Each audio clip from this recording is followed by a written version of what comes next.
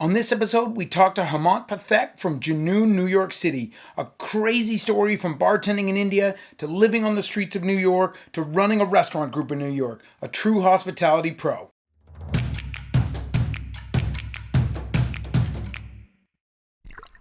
Cheers. Hi. Cheers, my friend. Thank you Such so a much. pleasure. I'm so glad to see you.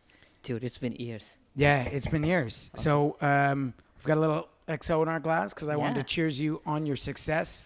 You've got, even since I've been gone, which is crazy, the pandemic, we're here at Junoon in New York. Tell us, who are you? What's Junoon all about? Yeah, sure, man. But cheers to you as well. Cheers. First and foremost, for welcome on board, being married. So I'm very happy for you. And glad to see you after like 2-3 years, maybe. Yeah, 3 years, yeah. Pre-pandemic, we met pre-pandemic. Yeah. That was crazy. Anyway, we survived. We're here. We're here at Junoon. My name is Hemant Pathak, and I handle Junoon as a general manager. Been with the company for about a decade, about 10 years. Came in this country, beautiful country, United States, only for Junoon as a expert bartender to handle the beverage program for them and the bar program for them. Work my way through every position, bar manager to beverage director, operations managers, but now I handle as a general manager. Junoon been around pretty much same time, 10 plus years. So it feel like yesterday. Anyway, general manager is just a title, but as you know, from my heart, I'm a bartender. Yeah. So everything happening in the world of beverage, in the world of beverages at Junoon, that's me. So starting from coming up with the cocktails to adding new brands, tasting, trailing, going around, mingling with beautiful bartender across the city and country or world. I try to do it as much as I can. Yeah, and so first off, how did they find you? You say you came to the States for Junoon. Yeah.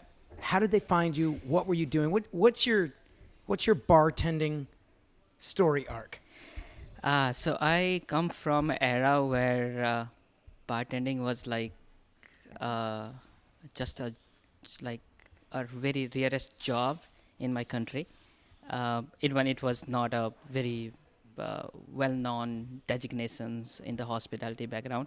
So I come from a foothills of Himalayas. I want to go back just to, Yeah. because if I jump into my story in America, you will lost. Yeah. So my story is like a movie. Yeah. So I born and raised in foothills of Himalayas, northeast of the country.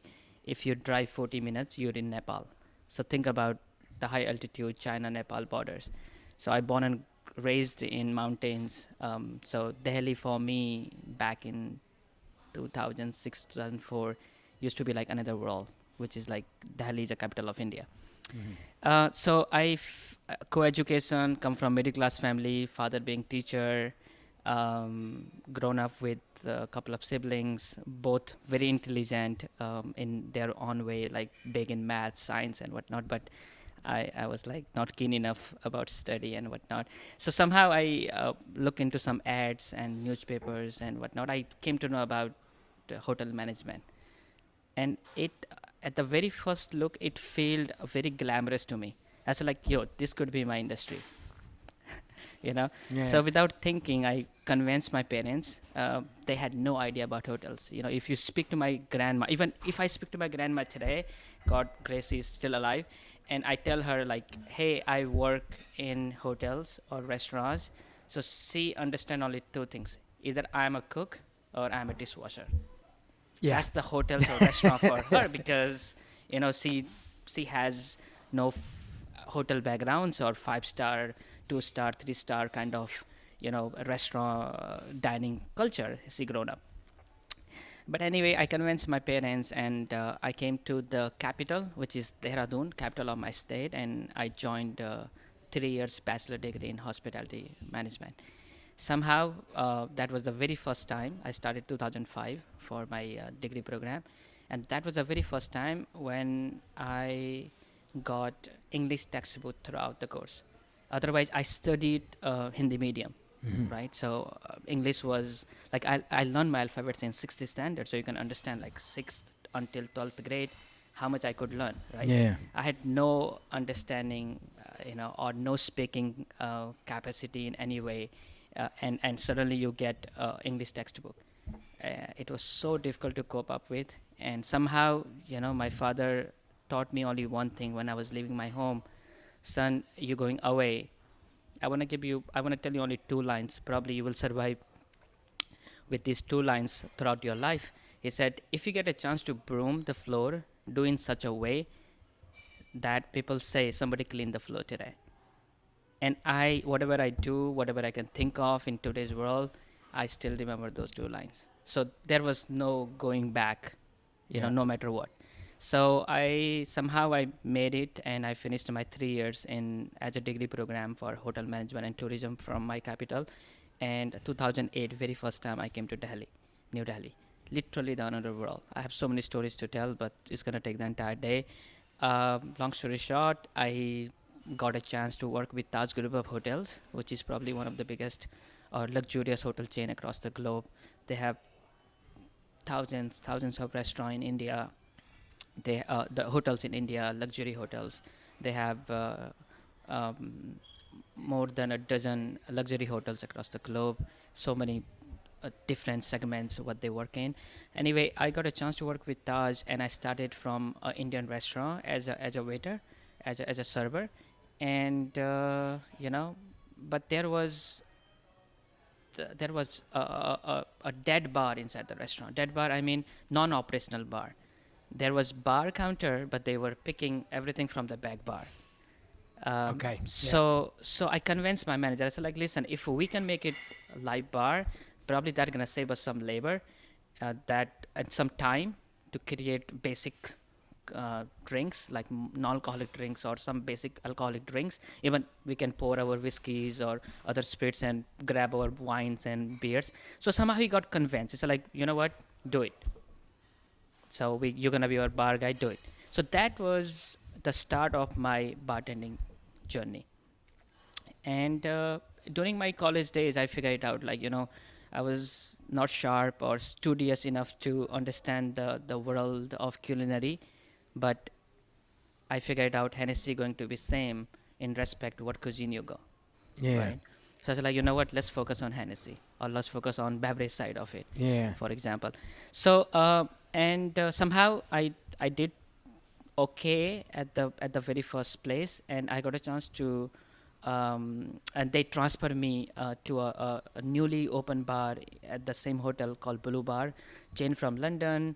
And Taj had a way to bring some international bartender, and I got a chance to work with Nick Hawkins, bartender from Manchester, UK, 18 years of experience. And that was the point I got a chance to learn the basics of bartending. And suddenly, within 6 months, I started going in the competitions. So first competition was Bacardi Legacy. Absolute was the first one, then the Finlandia, then the Bacardi Legacy. I couldn't win very first year, 2010. Then 2000, I was a runner-up, like top 10 in India. Then 2011, Bacardi, this Diageo World Class came to India. That was their third Diageo World Class, and India was very first time participating in that. So I entered there. I compete among 396 bartenders within the country, and I won the national, and suddenly I became the sensation in the world of bartending in India. And because in a couple of months I was ready to represent India among 34 countries. So that was the turning point. Then in a global finale, I think I did fairly well. I finished one challenge out of five. Number one, that was classic vintage and twist cocktail challenge. And that was judged by Yuno-san, the great guru of bartending, owner of High Five Bar from Tokyo, Japan. And next day, like literally, that was life changing in many ways, because next day I got interviewed by 5 different countries. I was like headlines of Times of India, New York Times, the Times of India, Hindustan Times, and so many magazines. I was in GQ. I see myself in GQ National, International, Class Magazine, L Magazine, and I did a small TV show for NDTV back home. So that way, like I see myself like having my profile over internet. Yeah. Then It's a new career now. new career now. Yeah. Yes. So that's where like suddenly India also see like, oh, bartending as like, a full-fledged job kind of. Otherwise in hotels that time, bartending used to be a section of the F&B, right? You can work in restaurant or hotels, but bar is like one segment of it. It was not like full-fledged focused job altogether. Then 2012 again I got a chance to represent India in Puerto Rico as a guest bartender for Bacardi Legacy, because I think I did fairly well in India as a national finale. That was my entry in this country. So I finished Bacardi Legacy 2012 in Puerto Rico, and I planned to come. I had little money in my pocket, so I thought, you know what, everybody talk about New York, let's go to New York. Yeah. I came here, I struggled. For 6 months it was terrible, despite being number one in India, working with one of the best company, Taj. I struggled because I resigned, I came here, I struggled like crazy. I was literally homeless. That's another story of mine. But anyway, I had believe in myself. I said, you know what, the moment I will get shakers or mixing glass, I'll make money. So I was very positive and having that, to being very optimistic, and somehow, long story short, I met the owner of Junoon, Mr. Rajesh Bharadwaj, and he sat with me. He just, nobody interviewed me in the whole company. Somehow I met him, and he said like, he just asked me a few questions and generic questions, and he said like, would you like to join Junoon? Because that time they were planning to open Junoon in Dubai, 2012. And 2012, end of 2012. So I said like, you know what, I am happy to go around with the company, but I want to start from United States. And I think he understood what I want, and he just asked me, done. So with Junoon, I became the first Indian to get extraordinary visa in mixology for United States, and I came to United States January 2013 and started working for Junoon. And Wow. here I am. That's crazy. You have a strong belief in your story. Sorry, man. Yeah. I know it's just- a long story, but this is what it is. but getting over, and you said you were homeless at a point. Yep. And all of this, but you had that belief, and it's crazy. Yeah. And It's a universal skill, bartending, and you certainly took it to the ends of the earth. You couldn't have been farther away geographically from yourself. yeah, I think there is a very powerful story, a true story over internet, which done by Diageo back in 2016, being a Hall of Fame member for Diageo World Class. It's called Everest to Empire State. Everest, where I grown up, and Empire State where I am right now. So, whenever I walk outside my home, I see the sky of New York, and that karmas and that belief keeps me going. Yeah. It's crazy because your family may not have understood it, No. but they had belief in you. Yep. And I think so many bartenders from North America, if I can speak sort of from my own experience, it was like bartending was a good thing to do when you were working your way through school. Yeah. But as soon as you got out of school, everybody expected you to use a degree, go do something else. Absolutely. Like this bartending thing. No. Why aren't you? Yeah. And so many of us from North American backgrounds, take so much flack that, or at least I did personally, for being in it. And then it was only when the success started coming, you start getting flown around the world. You start going to different places, all for bartending, that it flicks a switch where they go, oh, okay, I get it. Yeah. But it's funny you say your grandmother, it's like you're either the dishwasher or the cook. And that's it. And she must see you in suits now going, what? Yeah, she's like 93, touchwood. And even if I tell her like I work in hotels, she would understand only two things. Yeah. Either I cook or I dishwash. Have you made cocktails for her? She doesn't drink, so That's hard. But I cannot teach her like what I do, and Yeah. even I would try to explain, she won't understand. So Yeah. I just keep it that way. That's still Yep. amazing. So, you're also you're expanding Junoon. Yes, Junoon itself, very powerful brand, expanded long back. We did so many ventures. We had Junoon in Dubai one point. Pre-pandemic, knowingly or unknowingly, we closed that. We might go back, God knows. I opened a sister property of Junoon called Gymkhana. We opened the first Gymkhana in Orlando back in 2014, called American Gymkhana, and that was amazing experience for me to create a team of 25 members, bar and floor, and do a program in a place like Orlando. Was really fun, different than New York, but a lot of learning for me. And then we opened that gymkhana in Doha, Qatar, other side of the world. And again, right now we have only Junoon, New York. But now I'm excited to say that in a couple of months we are opening another project, another concept under Junoon umbrella is called Jazba, and that gonna be uh, best of the heart of India, I would say, Okay. in terms of the cocktails and in terms of food and culinary. In like overall hospitality is gonna be pretty amazing. We have fantastic things to show to the world, like what does the real Indian food means. So what? Okay, let's go there. What do you think the difference is in, let's say, a North American or an English? Because I know England loves their Indian food as well. Like, what is our interpretation of what Indian food is, and how is it different from what Um, you want to put forward as Indian food? Yeah. So, so at my first experience Indian food outside India, especially that was New York or America in general, same oily, greasy curries or some generic things like samosas or fritters and whatnot. Again, like nothing elevated and whatnot.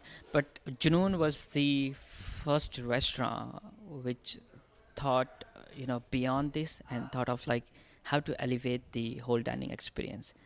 Uh, Bringing first of its kind of tasting menu in Indian restaurant back in like 2012, 2013, and selling, for example, chicken tikka masala for $30, where you could fill the entire family within like $30 in Indian restaurant, like making a meal for $15 and get everything in that.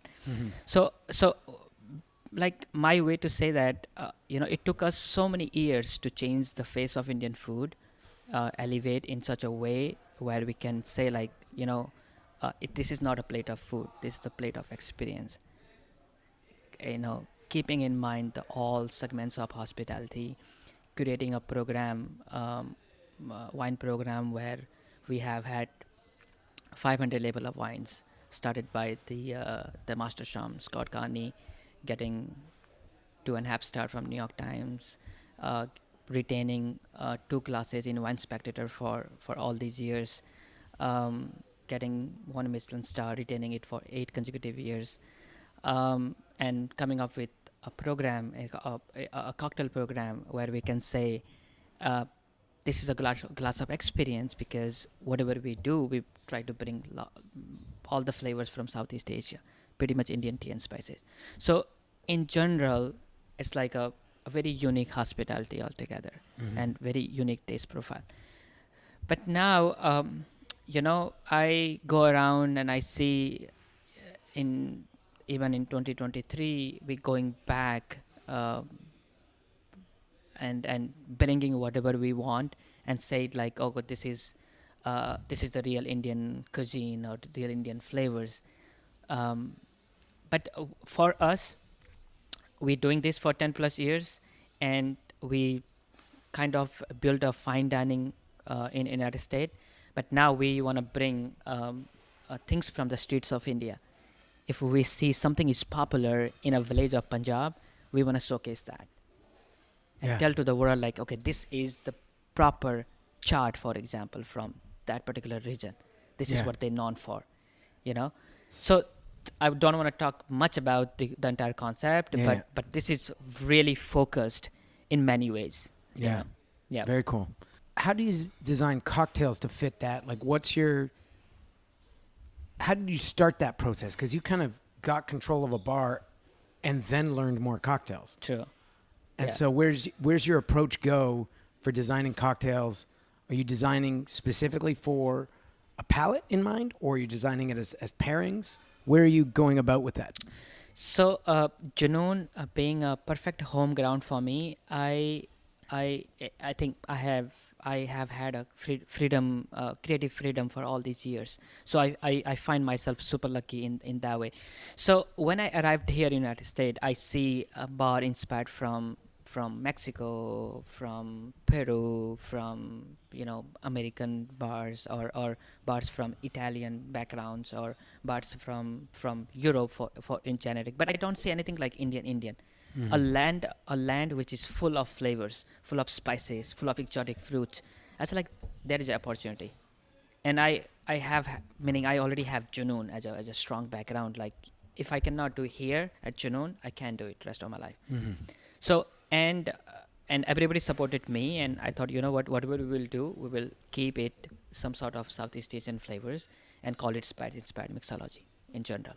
So now what I do and what I'm doing for last few years, of course, every season we change our program, we change our cocktails, and that point I keep in mind what's happening in our kitchen, what our chefs are focusing on.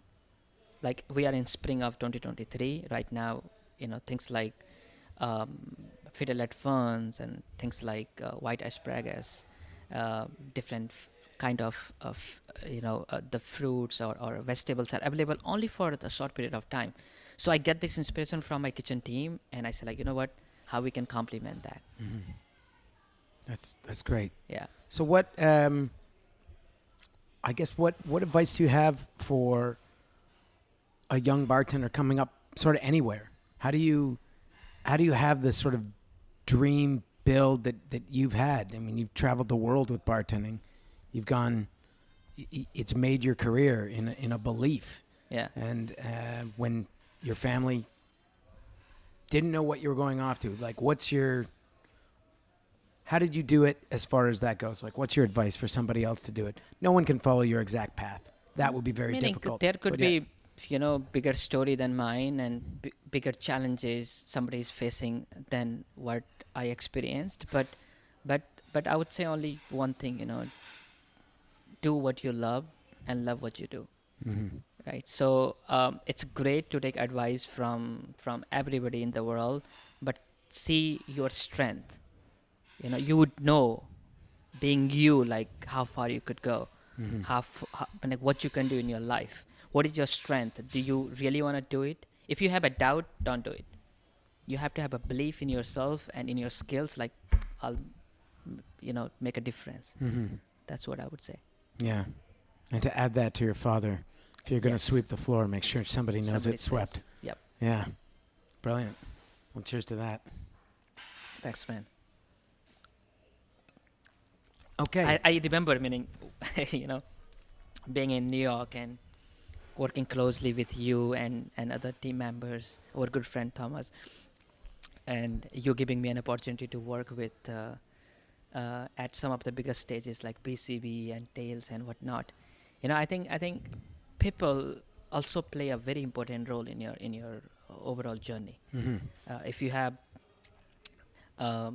inspired people who really push you, like, okay, gives you different challenges. Like every BCB, Yeah. you used to ask me, like, what you can do, Yeah. right? I still remember, like, at least 2 to 3 BCBs where you said, like, oh, Hemant, you are one of them, like, how you can elevate that. So all those, activities, I took it as a challenge, and I challenged myself more than anything else. It's Yeah. like, okay, what can I bring next? For everybody that's not aware of this, Hemant worked for Hennessy at multiple BCBs in Brooklyn. We had a number of bartenders from all across the country show off different cocktails, do different things, and I would echo your point of, like, sometimes there's people, and you're going to get asked to do more things. If I can add to your advice to people, you're going to get asked to do more things if every opportunity you get, you knock out of the park. Yep. So every time I asked you to do something, or Tomas asked you, it was extra in the best way. You took, hey, make a cocktail that represents you, that represents Junoon. Go. Yeah. And you would come up with the craziest serves, the most interesting things, and that made everybody go, okay, wow, like I want to be involved in this. What is this? How do I get this? Yeah. And you do something like that, and you're going to be asked back. You're going to be asked to do it, Yep. whatever that job is. Sure. You know, if we can compare it to the floor sweeping, make sure somebody knows you make cocktails. Yeah. Dude, listen. So it's a very rare that you get all these opportunities. Mhm. If you get it, that's like once in a year kind of event, right? Mhm. If you get it, then that's the time. Yeah. You want to bring the best out of your bartending bag. So this Yeah. is what it is. It was great. And so talk to me then about New York. You know, you're a New Yorker now. I say you've been here 10 years. That's if you've I think a friend told me if you can complain to a taxi driver that he's driven you through Times Square in traffic and a few other things, then you're probably a New Yorker. That's true. So where do you go when you've got a night off, when you want to take your wife out, when you want to hit the town, or when you want to go for a cocktail? Like, where are you going in New York? So, this is a land of opportunity where you have millions of places to go, and every corner has something extraordinary. Either they known for it or they do not, but this city teaches you a lot. So you have to bring the best out of your program in order to sustain and survive. So on my regular off day, or if I plan to go out with family, with my wife, if I'm going for cocktails, I try to hit some of the really known or unknown who are doing amazing, which I read through different magazines or different podcasts. And if I know any of my friend is telling me, oh, this is the new bar coming in, you should go there. Like recently I was at Palom, which is newly opened bar on 26th Street. They have a wonderful gin collection, and the basement they have a speakeasy bar. Phenomenal. Meaning, I was mesmerizing looking into the bar design all across. Not only like structural part, but like how they design the stations, because that is the home for us as a bartender, right? If you have a wonderful, well-designed station for yourself, you can maximize the revenue and you can do greater things. Yeah. So I that's my observations. Like, okay, what all these visiting different places is as a learning, apart from enjoying some of the phenomenal creations by the bartenders. So some of the places I go, Palom is my recent one, and then some widely popular like with Dead Rabbit and sometime if I'm in a late night with some global friends around, then hit the employees only for a nightcap. For the chicken soup. For the chain soup. Yeah. And my friend Jeremy started a nice bar in on 23rd Street here called Time. That was pretty nice in terms of learning like what could be extra. Time the herb or time the clock or time the herbs. Time the herbs. And some rooftop rounds. Some of my friends owns bar now who I know for last 10 years. So yeah, many places to go. Meaning it's very difficult to remember and name them right away. Brilliant. Favorite cocktail you've ever created? Favorite cocktails. I love Negroni, but my favorite cocktail is Blazing Saddles. That was the winning cocktail for me for Diageo World Class. Somebody just put margarita on fire. You can think that way. I put Don Julio Reposado with I tempered them with some spices and using the Jerry Thomas blaze technique, and just retain the oil and flavors out of spices. Then made a margarita out of that tequila. So it was still cold, but still it was cold. The ritual warmed it up and then you cooled it back down. Okay. Yeah. I used the instant technique, like just warming up the spices, retain the oil, infused, then. And so that's the category you won then. That's a category I won, Yeah. It was a twist in a classic cocktail, of course, in margarita.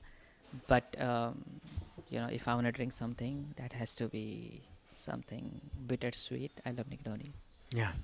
or anything Yeah. of that sort. Yeah.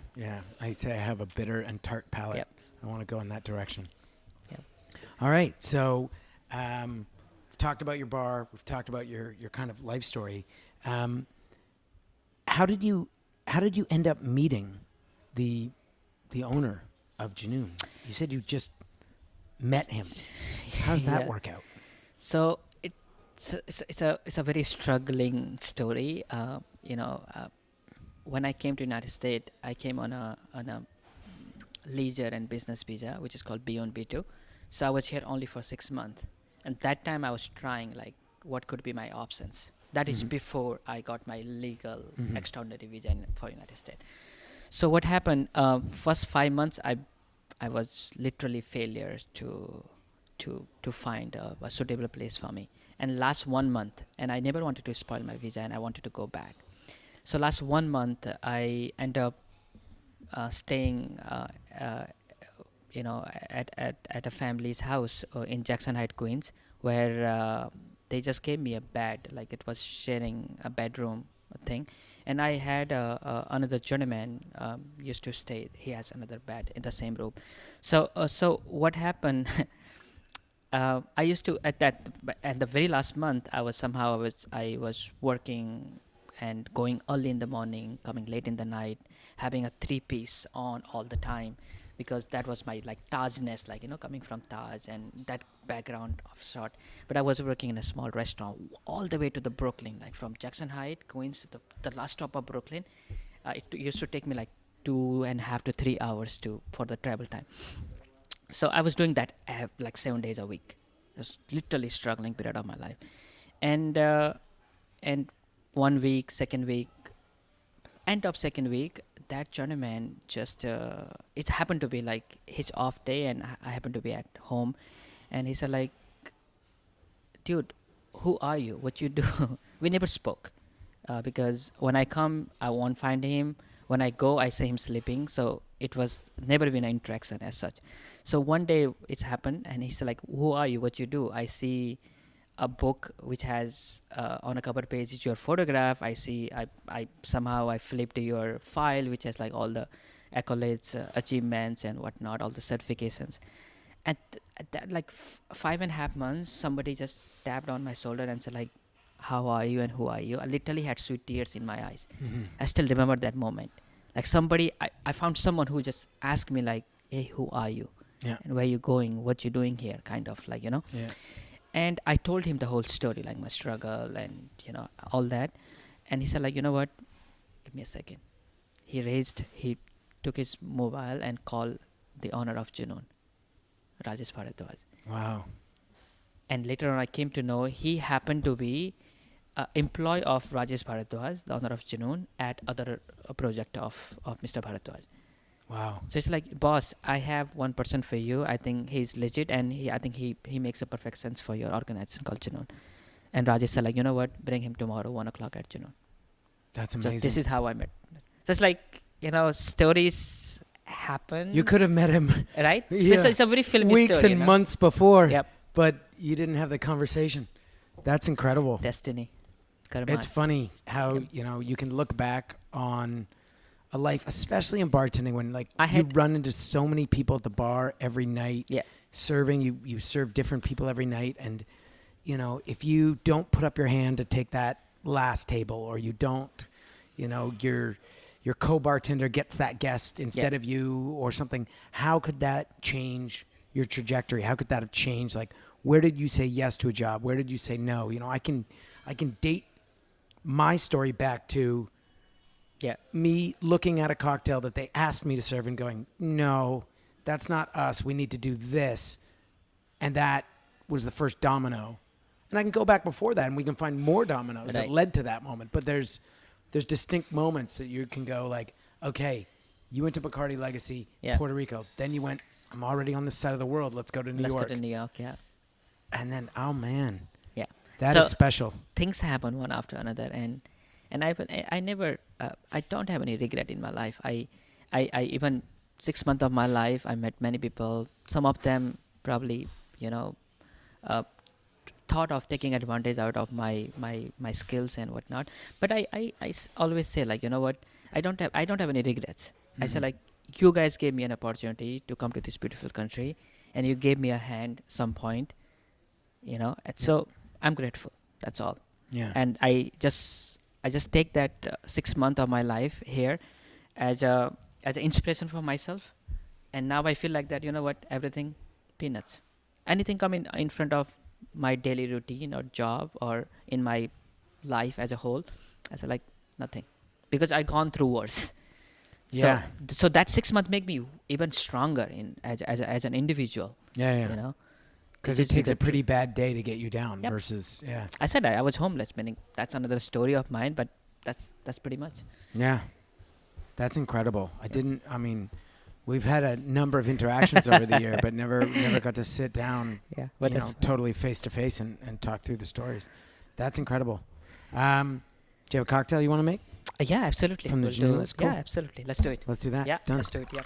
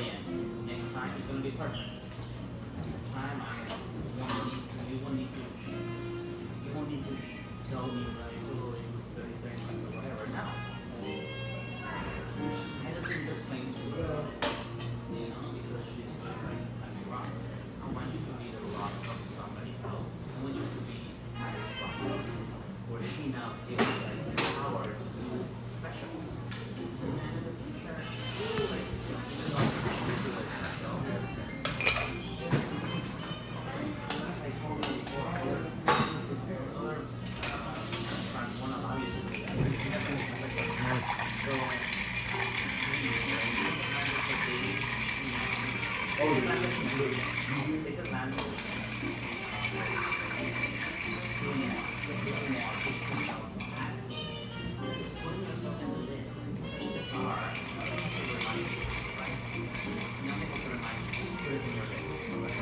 I like that technique. Drop it in and use it in the stir. Yeah, because see, in saturate, sometimes I find it overly sweet. The only way to use the essence is to balance the sweetness. So I prefer to have lemon essence when I stir, then I finish it with the orange essence. Alright. So two different kind of citrus. I think for me, make it more complex, which Yeah. we need,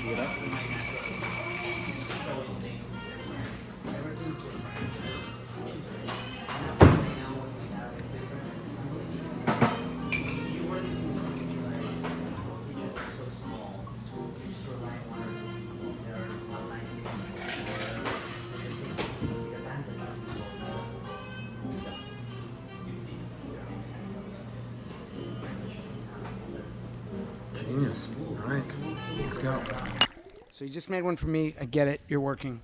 But I have a whole night to run, so that's really interesting. So he did you put the lemon in for the stir on a Sazerac. And then when you were done pouring it in the glass, you twist with an orange. yep. Explain. So for me, I'm a bittersweet guy. Like, I'm a Negroni guy, and I love my Sazerac or Old Fest. That's that style of cocktail.